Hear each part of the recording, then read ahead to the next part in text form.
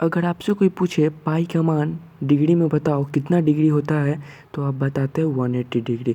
लेकिन आपसे कोई ये पूछे या पाई का मान 180 डिग्री ही क्यों होता है और कैसे होता है इसे प्रूफ करके दिखाओ, तो बहुत सारे बच्चे इसे प्रूफ नहीं कर पाते। तो कोई बात नहीं, इस वीडियो में मैं आपको यही बताऊँगा, बस आप वीडियो के साथ बने रहिए। सबसे पहले आपको ये पता होना चाहिए कि एंगल क्या होता है। अगर आप जानते हैं तो बहुत अच्छी बात है, अगर नहीं जानते हैं तो मैं बताता हूँ। जब दो रेखाएं एक दूसरे को किसी निश्चित बिंदु पर कट करती है तो उस बिंदु से बने आकृति को एंगल कहते हैं। अंडर 10th क्लास हमने पढ़ा था कि एंगल को मापने के लिए हम लोग डिग्री का उपयोग करते हैं, लेकिन 11th क्लास में आने के बाद हम ये पढ़ेंगे कि एंगल का एक और मापक है जिसे रेडियन कहा जाता है।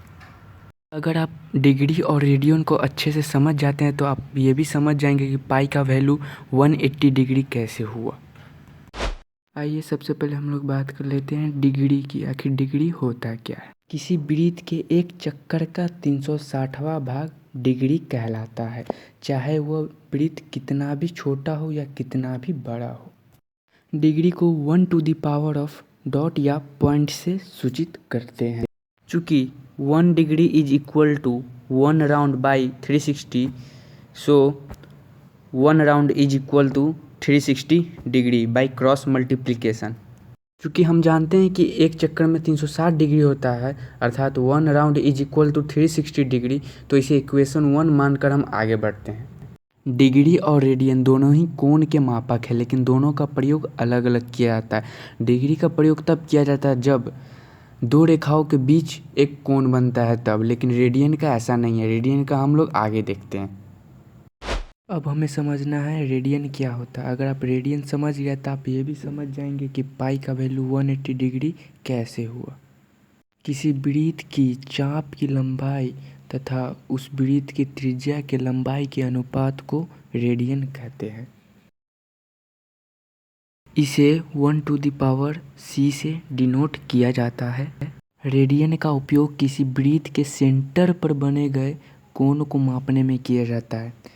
चूँकि रेडियन बराबर चाप की लंबाई बट्टे त्रिज्या की लंबाई, तो माना चाप की लंबाई बराबर l तथा त्रिज्या की लंबाई बराबर r, तब जब रेडियन थीटा हो तो हमें प्राप्त होता है थीटा बराबर l/r।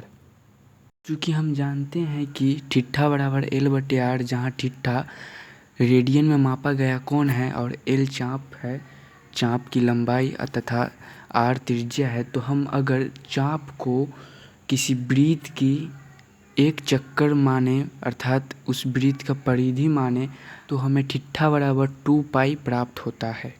कि थीटा बराबर हमें 2 पाई आया तो हम लोग 2 पाई बराबर 1 राउंड भी कह सकते, क्योंकि यहाँ पर थीटा एक कोण है जिसे हमने रेडियन में मापा है, तथा हमें थीटा बराबर l/r सूत्र से l जहाँ चाप की लंबाई होती है, तो चाप की लंबाई हमने वृत्त की परिधि अर्थात वृत्त का एक चक्कर लिया तो हमें प्राप्त हुआ 2 पाई। इसलिए हम कह सकते हैं कि 2 पाई बराबर वृत्त का एक चक्कर भी हो सकता है।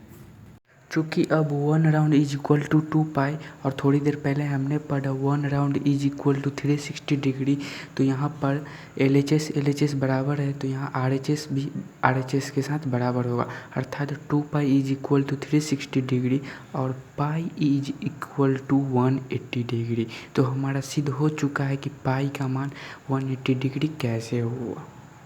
कि हमने पाई का वैल्यू 180 डिग्री सिद्ध कर दिया, तब हम लोग मिलते हैं अगली वीडियो में।